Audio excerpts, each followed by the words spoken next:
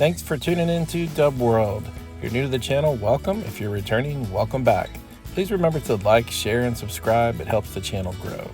Today we are focusing on ignition switch problems, specifically on the 69 VW that you see here. Check this out. That's not supposed to happen. The ignition switch tumbler has come apart. So join us today as we decipher this problem and see what we can do to fix it. We're gonna have to take the steering wheel off, so you want to make sure that you have your steering wheel centered so that when you go to put it back on after working on the car, it's not crooked.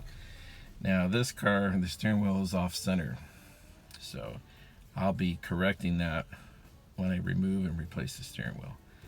The first thing we need to do is take off the horn button. Either get a tool or get your fingernail under here and just, I can't show you because my hand's in the way. Just get something under that edge and you're pushing up as you're pulling, and that's how this pops out, just like that. You can see the spring on the top right here. Now, you do have to disconnect the horn wire in here. And I'm trying to look at the phone, see how it's showing. So this is just a flathead screw on the wire.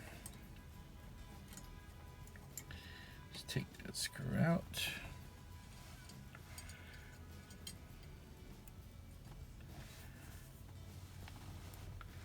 Here's a little metal piece with the screw. You can see it here. This just goes like this and goes right over the wire, holds it in. Once I get the steering wheel off, I'll show you more on that. Now there is a rubber plug that's in the middle of the steering column. That needs to come out as well, just so you have access to get the nut off. And that's just a simple pull.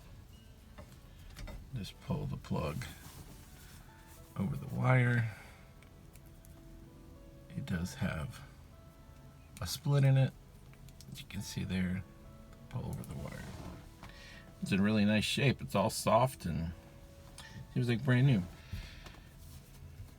Next thing I'll be doing is removing the steering wheel. So I've got to get my ratchet in the socket and we'll go. Alright, so you're going to need a 27mm socket here. A long, deep socket would be preferred because that's going to help you with the wire for the horn. I use one of these Harbor Freight ratcheting breaker bars, which comes in pretty handy.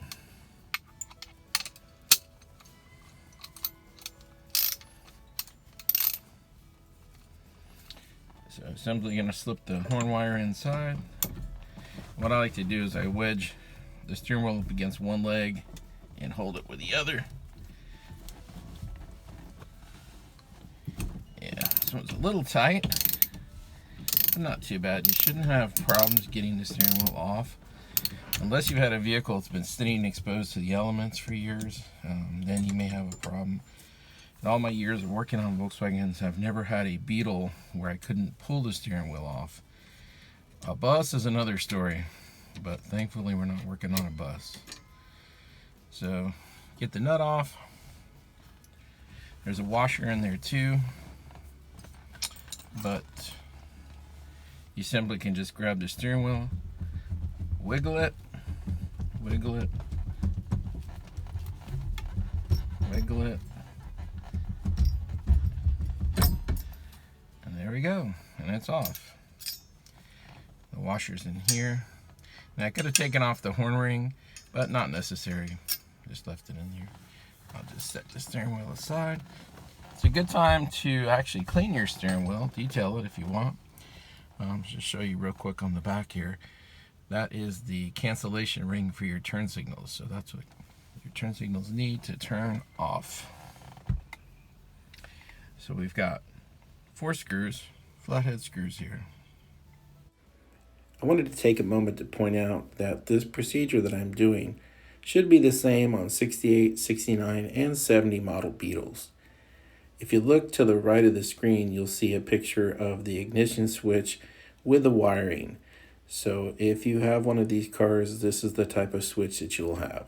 If you need to replace the electrical portion, you're going to have to put that piece in and route the wiring through the steering column, up to the dash, and to the fuse box.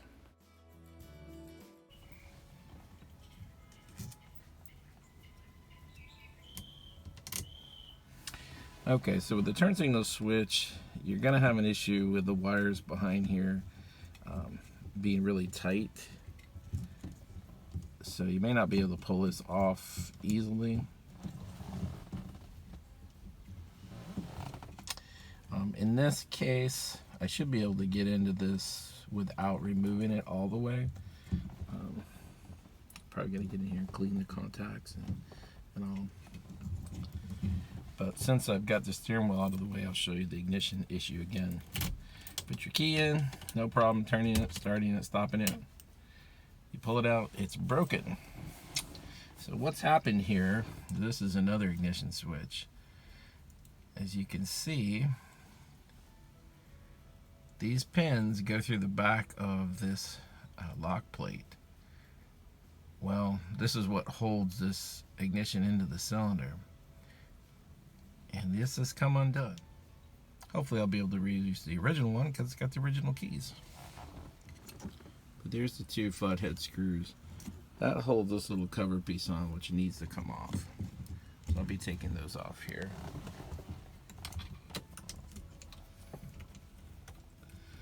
Real simple, they're not tight.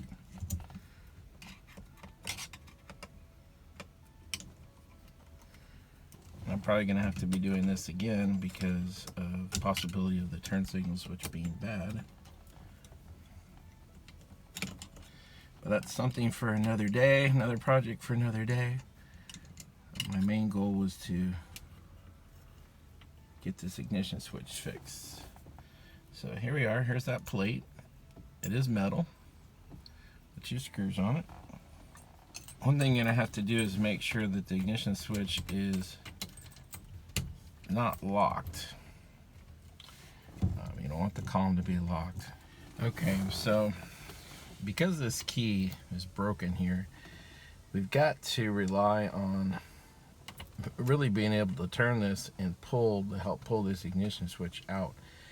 Now, this is broken. There's no way this key can help. What I'm actually going to do is just take the key off the ring here. I've got to keep the lock pin from engaging in the steering column, otherwise I'm not going to get this out. You really should, if you're messing around with here, disconnect the battery ground strap. I guess I'm a little bit of a rule breaker at times. I don't do that if need be. Obviously, if you turn this too far, you're going to start the car. You don't want it left in the on position too long. That can cause some problems. But I've just turned it enough so that its power's not engaged.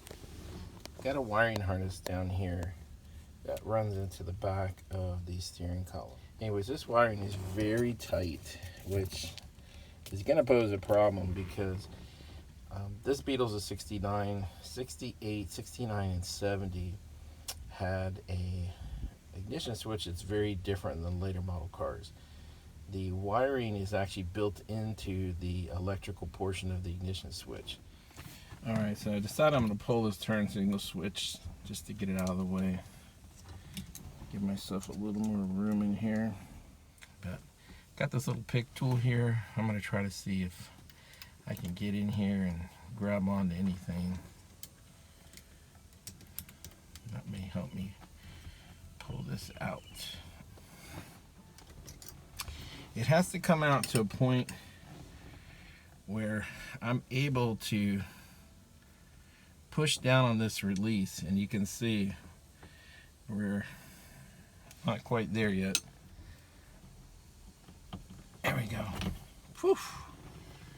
All right, there is the rest of the cylinder engaged. You can see here, it's that piece that's inside still.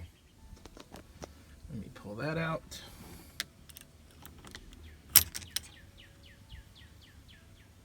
Oops, sorry. Kind of hard to point the camera and look at the same time. So there's our broken off piece right there. Just wanted to show you close up here. When you get the ignition switch pulled out to a point where you can actually remove the switch, you're going to see a little hole right up in here. And when you press down in that hole, you're going to release the switch. And what will happen is it'll pop out. You're actually pushing down on this little clip right here, and that's what allows it to come out of the card. So that's what you should see if everything's normal.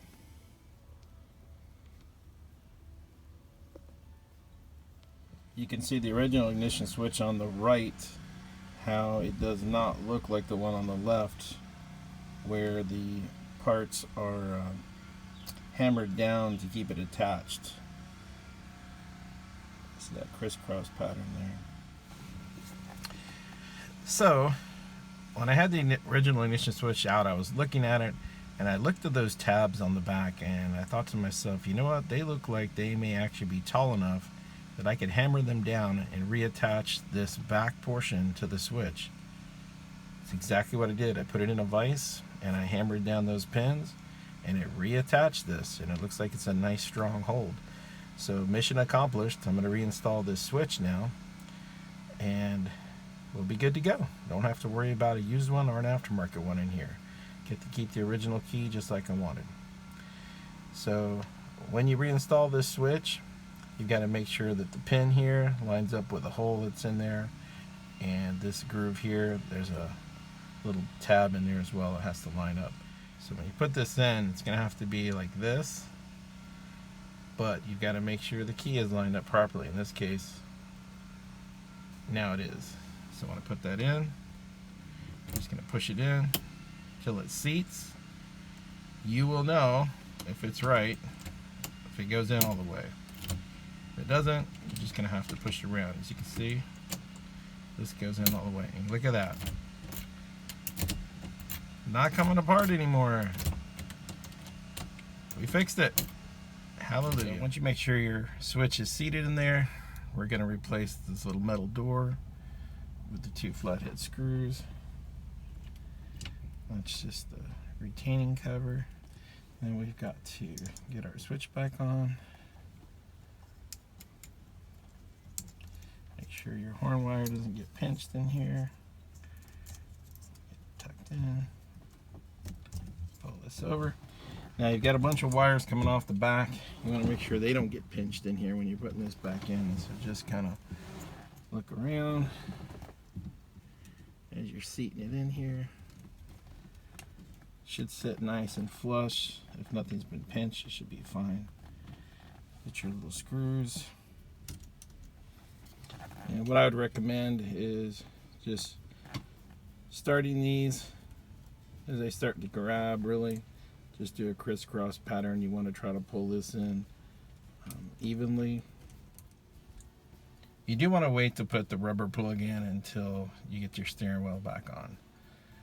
So, now slide your steering wheel over, and hopefully your steering shaft stayed straight while you were working. In the case of me working on this, I know it moved. So what I did is I actually put the steering wheel on briefly, pulled out into the road, drove until the car was straight, and then pulled the wheel off, and now I'm putting it on where it looks like it's straight. So just need to put the washer, put the nut, and this nut actually, it's not going to really fit over this rubber cap, so that's why you need to wait. And that'll do it for today's video. Just to let you know, the video was much longer than what you see here, but because YouTube is limiting me to 15 minutes or below, I had to edit quite a bit out. I'm not sure what's going on here, but I've included a link in the description with a supplement video that goes into some more details. Thank you so much for tuning in, and I'll see you next time on Dub World.